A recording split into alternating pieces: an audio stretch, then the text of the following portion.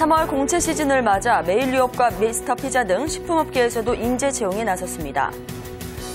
2월 건설사 채용 공고가 지난해 같은 달에 비해 1.6% 감소했습니다. 2월까지 감소세를 기록하면서 건설사 채용 규모가 8개월 연속 1년 전에 비해 줄었습니다.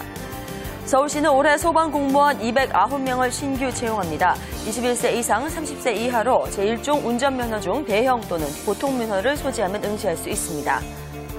경기도가 중장년층 구직자의 재취업과 전문 인력이 부족한 중소기업의 인력난을 해결하기 위해 중견 전문 인력 채용 박람회를 오늘 개최합니다.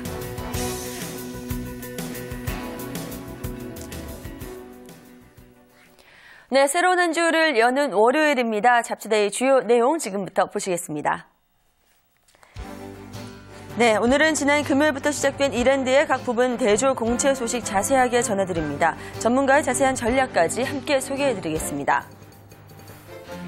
취업 새내기들이 궁금해하는 부분 중에 하나일 겁니다. 바로 이미지 메이킹인데요. 오늘은 그 가운데 목소리 개선을 위한 3가지 요소 살펴보는 시간 가져보겠습니다.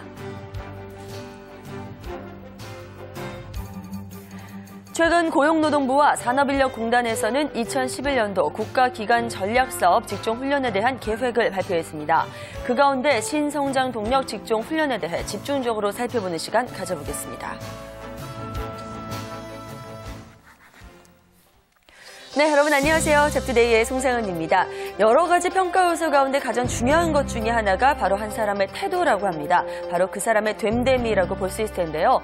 그 사람의 됨됨이라는 것은 하루아침에 만들어질 수 있는 것은 아니겠죠. 그동안 여러분들의 인생관과 어울려서 어떻게 살아왔나를 한면에 볼 수 있는 그런 부분이라고 볼 수 있을 텐데요. 오늘 새로운 한 주를 시작하는 월요일 아침 여러분들의 됨됨이 한번 뒤돌아보는 건 어떨까 싶습니다. 자, 지금부터는 잡지데이 다양한 소식 함께 하실 텐데요. 첫 순서부터 힘차게 출발하겠습니다. 네, 신문으로 살펴보는 직장 문화와 취업과 관련된 내용 바로 전해드릴 텐데요. 먼저 첫 소식은 중앙일보의 소식입니다. 요즘 비싼 등록금 때문에 면학의 꿈을 접어야 하는 대학생들 많이 늘어나고 있죠. 그래서 신세계 이마트에서는 이런 대학생들을 위해서 근로장학생 제도를 도입했습니다. 자세한 내용 소개해드립니다. 신세계 이마트는 올해부터 근로장학생 20명을 선정한다고 밝혔습니다. 근로장학생으로 선정되면 주말이나 방학 기간을 이용해서 이마트 각 사업장에서 캐셔 혹은 판매직으로 근무하게 되는데요.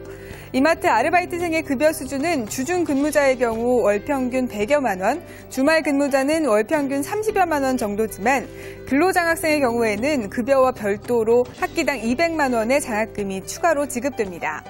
뿐만 아니라 장학금 수혜자가 이마트에 입사를 원할 경우 가산점 같은 혜택도 줄 예정이라고 합니다.